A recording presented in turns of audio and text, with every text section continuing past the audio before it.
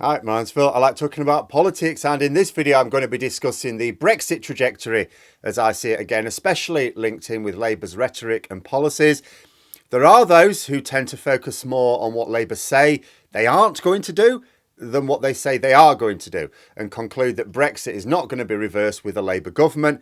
And I'll be explaining how not only it's clear that Labour will be taking us back into the single market in the foreseeable future, but how there isn't even a political choice to be made about it. The tough fight is rejoining the EU, not so much the single market and customs union. But first, if you'd like to be notified of daily news and politics, please subscribe to the channel and click the bell notification icon. So, first of all, I have recorded something for the Sunday roast, so I'll be back on that again this Sunday. I'll try and put a link in the description below. But anyway, Labour have formally declared policies for reversing Brexit.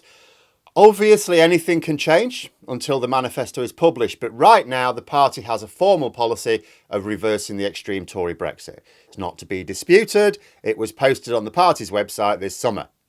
The problem is the rhetoric employed, because there are so many people out there who are, you ask them, they'll be appalled at Labour's supposed Brexit position. But you ask them, so what are Labour's Brexit policies then? And they won't be able to tell you. And this is not a criticism of those people. It's natural that most people, even politically engaged people, don't actually bother to read policy documents.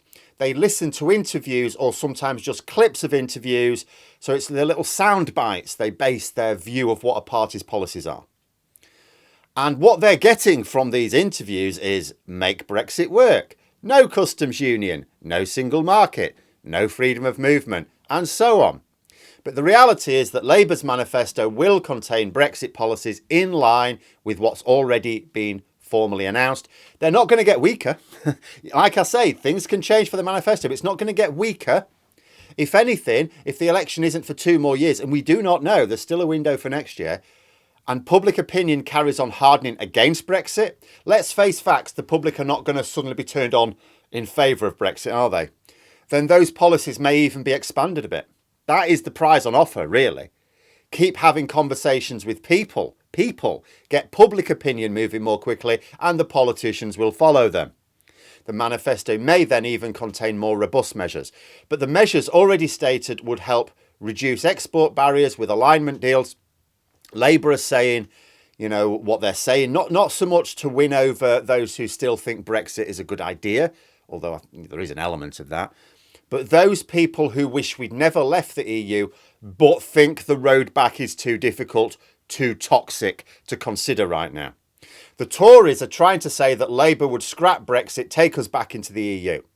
Now, people saw how damaging Brexit was to our politics and even our relationships. It was like English Civil War levels of splitting families apart. There are families right now who can't talk to each other just because of this issue.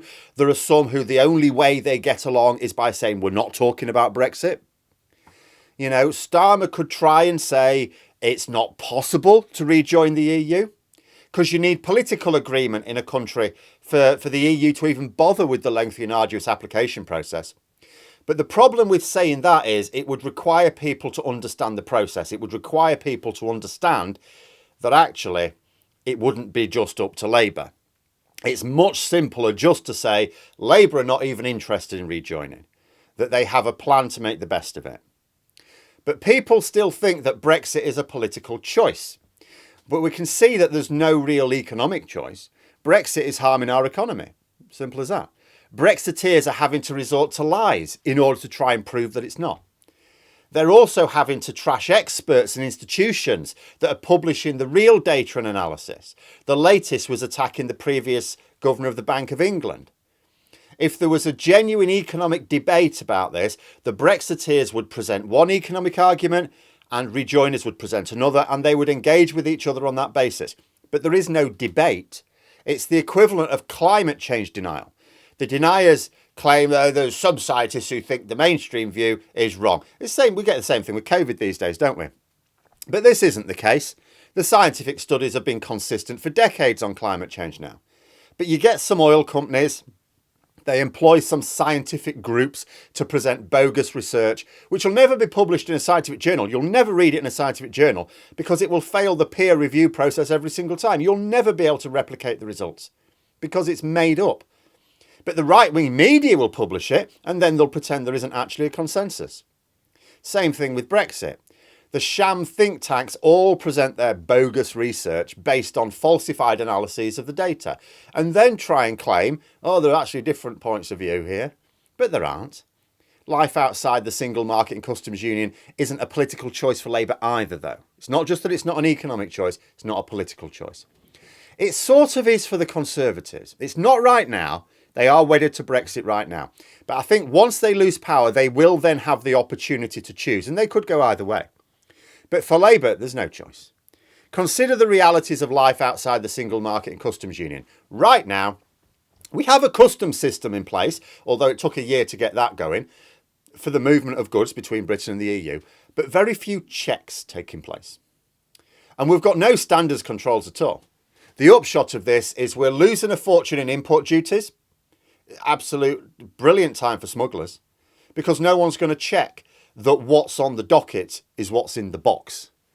Consider the tight economic situation we're in. The Tories are trying to deal with it with public spending cuts and high taxes. Labour couldn't get away with that. In fact, they wouldn't even want to try. But there's a huge source of revenue available if we carried out proper import checks. Then standards controls. We don't have any. It's not just that we don't have the checks, we don't have the systems. This is incredibly serious.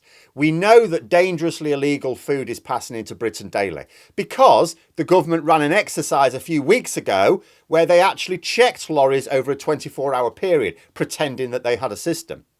Almost all of them, I think it was 21 out of 22 lorries checked, almost all of them contained illegal foods intended for the British market that were dangerously unsafe for consumption. So we know this is going on all the time because the one day they decided to check, almost every lorry had stuff in it. And so it must be going on a large scale.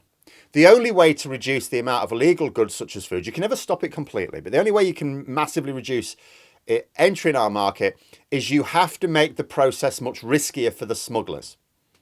So you need proper controls in place. But we can't. We don't have the staff, apart from everything else.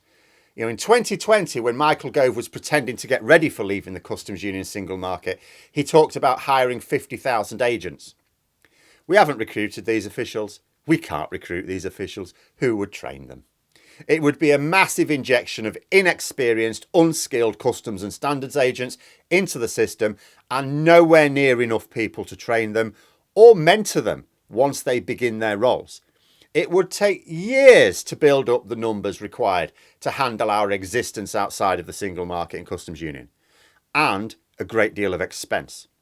And the Tories are not even attempting it. In fact, Port of Dover are really annoyed because they built some facilities for the standards checks, which the government said now we're not using them anymore. So they're landed with the bill and no way of recouping the cost.